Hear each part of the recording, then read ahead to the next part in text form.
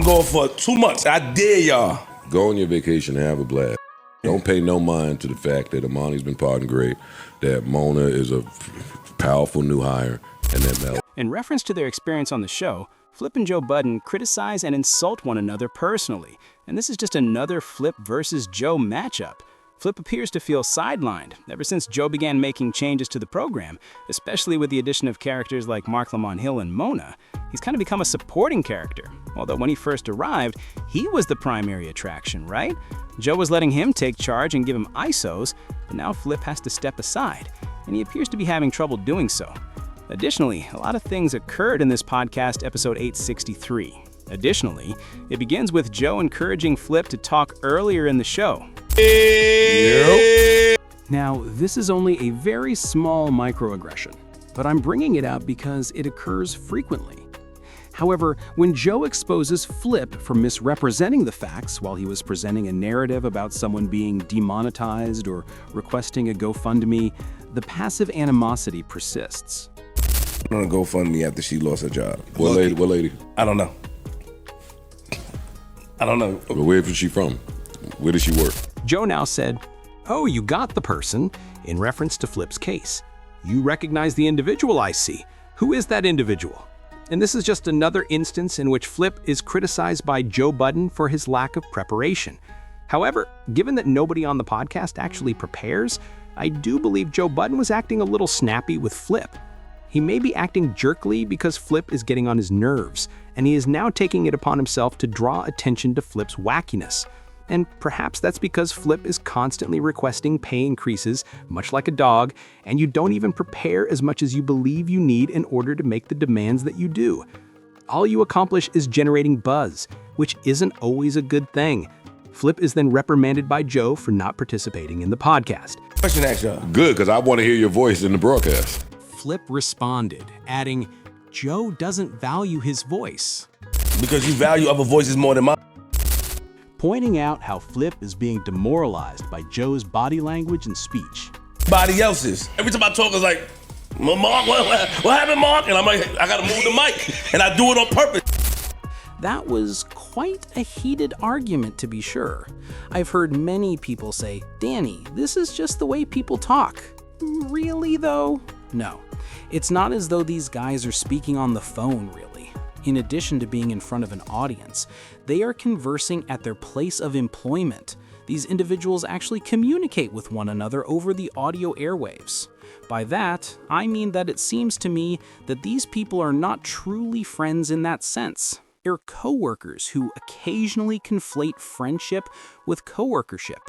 And by that, I mean that although we all know that we have pals at work, the dynamic would disappear if the job ever ended. And I believe the Joe Budden podcast has evolved into just that. Therefore, I believe that when these people discuss their relationship on their radio, it truly reflects where it is, and that it isn't always content over everything.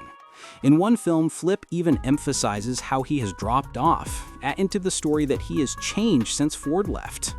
More, or we gotta bring back As you can see, he calls Melissa Ford, and states that they must bring her back.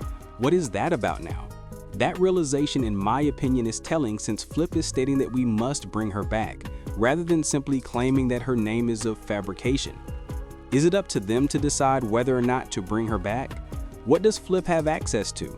Could it be that he has access to something or nothing at all? I assume that Joe Budden and Ishan have not provided any information regarding Melissa Ford's current predicament, but given their proximity to the matter, they may be drawing conclusions or have an idea. For example, I am aware that Amani claimed to text Melissa Ford or check in with her, but he claimed that he doesn't really discuss that.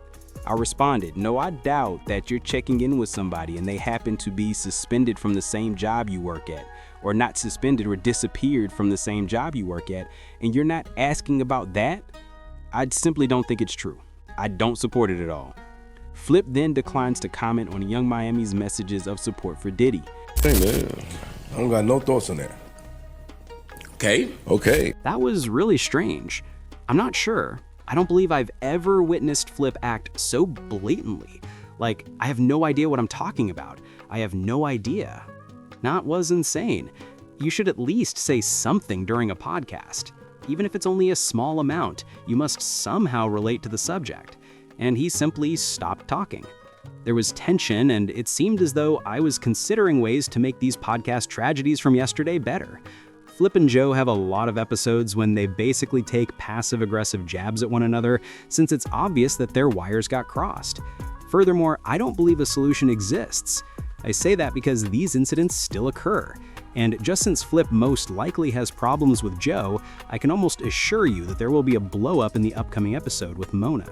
They are then made worse by Mona's presence because Flip's problems aren't even being addressed. Additionally, there is a sizable portion of the Joe Budden podcast community that despises Flip, but there is also a sizable portion that adores Flip. Therefore, there isn't much agreement on whether Flip is necessary for the program. But all I can do is observe the results of the current situation. And I don't think this is great, so if Flip feels like he can't say or that he isn't being heard, I believe it's definitely time for him to go or for Joe to end his suffering. The optics don't seem well, in my opinion. I don't think it helps the podcast when someone says, "I feel like I'm not heard," and is encouraged to speak on air. But perhaps some people find that tension intriguing. However, I am aware that I am sick of hearing the same subject. For example, let's talk about Flip's previous podcasting career. Now let's go on to the actual show. This is repetitive and dull. Additionally, the same script is being recast in a less interesting and watered-down manner. But please share your thoughts in the comments section. Have you noticed the tension? There has been a lot of drama over the past 2 or I would say 3 episodes in a row. That's episode 861, I believe, episode 862, episode 863. They were touching each other in episode 861. They were acting very passive-aggressively. "Hey, you're tampering with my computer." When Mona arrived in episode 862, Flip felt completely ignored. Gold, Bag, too. Shout out to her. I think she deserves it. But that's Remember the bag you said was going to buy me the leather Italian bag? I'm about to get mad. Episode 863. Passive aggressiveness is much more prevalent. Later in the month, there was an incident where Flip was essentially silenced for attempting to discuss the fight's circumstances. Man, I mean, we got to have our intervention later. Okay, no, we have no intervention now. I'm just saying. We got to have it. Sorry. Sorry. Additionally, it appeared as though Joe had had enough of Flip's antics both on and off the show. Okay, everyone, for now, that's my video. Be careful to tap in. You are welcome to perform the math in the comments section. Since there are creators out there, I'm really curious about what's going on with them. I won't mention the name because I don't believe it's necessary, but you can tell when someone is coming up with a fresh idea or something unique to do. As an example, I witnessed this creator stating that he doesn't give a damn about opinions and that they are irrelevant. He started by discussing a really obscene topic while attempting to have meaningful talks. That gave me the realization that this individual is experiencing it. They're looking for strategies to change their brand. They have been able to do the same thing for years, but now that the well is dry, so's are attempting to find ways to establish themselves. And let's watch to see if they work things out, since I believe it will be easy to identify if you do the math. I won't reveal who that person is. However, I believe Flip is going through something similar. Joe is sort of going through that.